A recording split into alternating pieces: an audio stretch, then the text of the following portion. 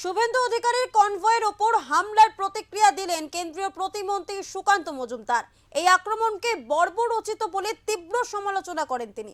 এছাড়াও তিনি আরো বলেন, এই ঘটনা বারবার হচ্ছে, এই রকম গণতন্ত্র হত্যাকারী কাজ ভারতীয় জনতা পার্টি আর মেনে নেবে না। রাত্রিবেলা যখন আমাদের বিরোধী দলনেতা ঝাড়গ্রাম থেকে ফিরছিলেন প্রোগ্রাম করে, তারপরে তার উপরে আক্রমণ হয় এবং সেই আক্রমণ বর্বরোচিত আক্রমণ, এবং সেই আক্রমণ পুলিশের উপস্থিতিতে হয়। ওনার সঙ্গে কালকে রাতেই কথা হয়েছে, উনি যখন থানায় ধর্ণা দিচ্ছিলেন।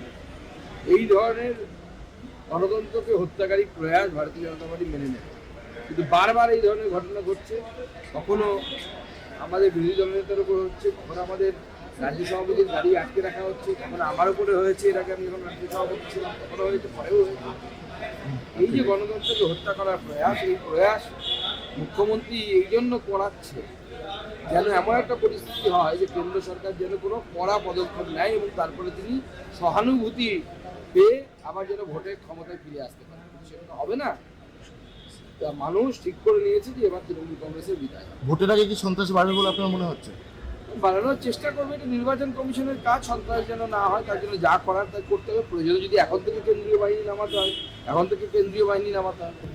দেখুন, যদি যে প্রোটেক্টিভ তার উপরে যদি হামলা হয়, তো তাকে বাঁচানোর জন্য তো যে কোনো সুরক্ষাকর্মী এটাই করবে, এটা তো স্বাভাবিক। হামলাটা কেন হবে?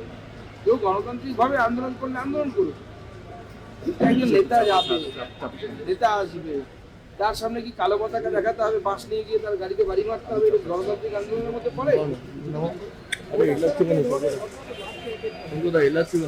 এখানে পরিস্থিতি এরকম মমতা বন্দ্যোপাধ্যায় করে রেখেছেন, ভয়ের পরিবেশ তৈরি করতে চাইছেন, কিন্তু বাংলার মানুষ ভয় পাবে না। বাংলার মানুষ মুখ্যমন্ত্রী মমতা বন্দ্যোপাধ্যায়কে ক্ষমতাচ্যুত করবে।